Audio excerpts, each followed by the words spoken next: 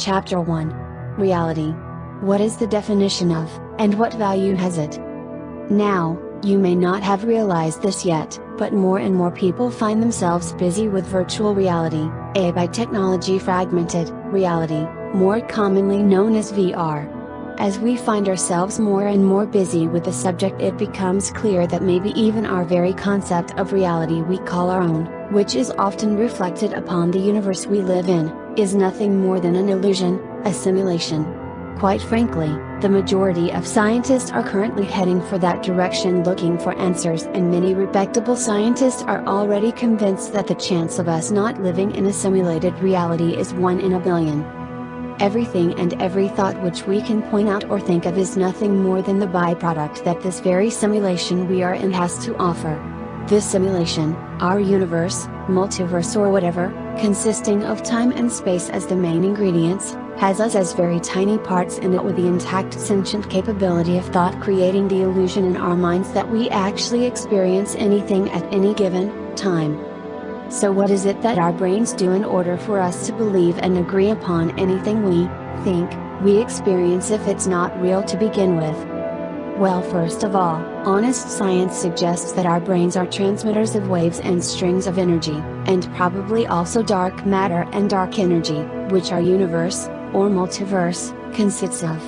Secondly, our brains are, with the help of our 5 physical senses, eyes, ears, nose, mouth and physical touch, also translators. Now this is not fundamentally true in every sense, but still. The reason this function as translators is not fully true is due to the fact that when we are born, our environment, parents and others, teach us what they think is fact and not. So basically we're falling victim to a certain degree to not being fully able anymore to judge everything accordingly. Still, our brains work as translators nonetheless, but we let us deceive most of the time while a translation process is being done through our 5 senses and through our brain. Not by our brain. Why is that? Because, and science hasn't got any proof to tell otherwise, our brains are not any source of any kind in any way whatsoever. Many claim that thoughts are the product of the brain instead of just being part of the brain process, probably because they think that the crowd goes nuts if they cannot explain themselves properly, or maybe it is because they are deluded themselves to a certain degree. Whatever the case may be, our brains aren't a source of any kind like I just said. Why? Because our brains are just part of an illusion represented as our universe or multiverse for that matter, just like the rest of our physical bodies. So if our brains are part of that illusion, it means that they are not real as well. So then, what is actually real if we as simple human beings cannot even grasp the concept of it to the slightest? Well, we, as human beings, have our brains intact and wired in a certain way that can make us conceive anything we regard as information, definition and value. Information is there, although mostly not what we think it is, and that is because definition and value of any kind are just made up by human society in order to make its ways go smooth. Just tell something simple because you cannot grasp the facts yourself, and because the others who are being told are even more simple and wouldn't understand any more or any different anyway. So, it isn't really going anywhere really. Well, as long as that works fine. So what is actually real then, and why do our brains translate this human experience anyway, be it wrong or right? It is because there is more than just time and space, for that is really everything nothing and everything at the same time is made of, and always was and always will be. I just explained eternity in a way. When we dream, it can be a reflection of what we thought we saw in this illusion during our state we call awake, but not always. A dream, disregarding of whether it looks like it or not, can take place both inside the physical body, or brain, or actually outside the body, even in another dimension entirely. But as our brains still function, we always wake up inside our bodies somehow. This repeated process is what we call actually alive, but it's just an infinite and finite cycle of things. And speaking of alive and dead, or dead and alive, disregarding what anyone ever told you in your entire life, none of us were ever alive nor dead. Cells in our physical body and brain, made up of tinier forms of energy, shows us what science calls life and death. In our brain, and especially in our hippocampus, where memory is thought to be stored, cells often live and die repeatedly. While that finite process of life and death is going on, we aren't even aware of that process going on, are we? So then, if we can never be alive or dead yet still are, then what exactly are we?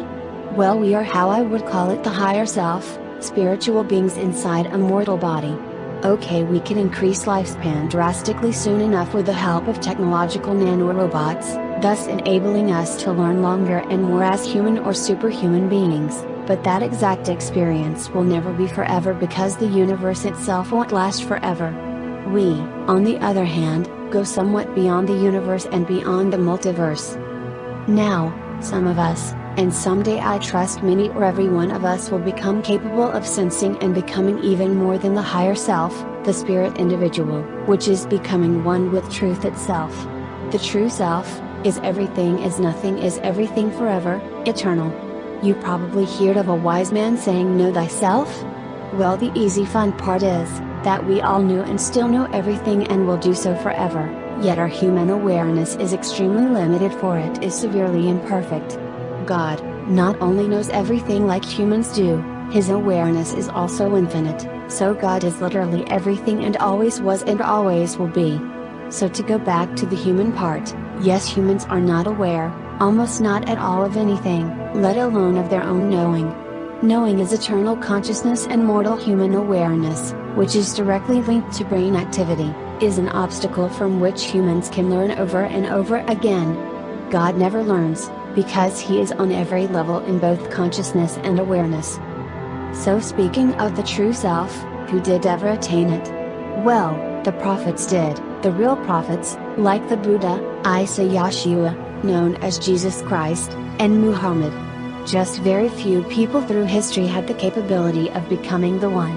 And ironically, while it seems that less and less people are really going to understand the ancient holy teachings, more and more so-called light workers are being born these days. While we shouldn't use the term, light worker, too seriously, there are some interesting theories regarding the phenomena. The so-called light workers are described as the spiritual gifted like indigo, crystal and rainbow people. Furthermore, you have each light worker in either level 1, 2 or 3 of a certain type. Being on more than one level between different types is possible for a light worker. Indigos were mostly born between 1960 and 1990 and are mostly level 1, or level 2. Crystals were mostly born between 1980 and 2000 and are on level 1, yet level 2 is more common. Level 3 is still quite rare for a crystal to be. Rainbows were mostly born since 2000 and many since 2010. Rainbows are mostly on level 2, but quite some are capable to be on level 3, which is the true self.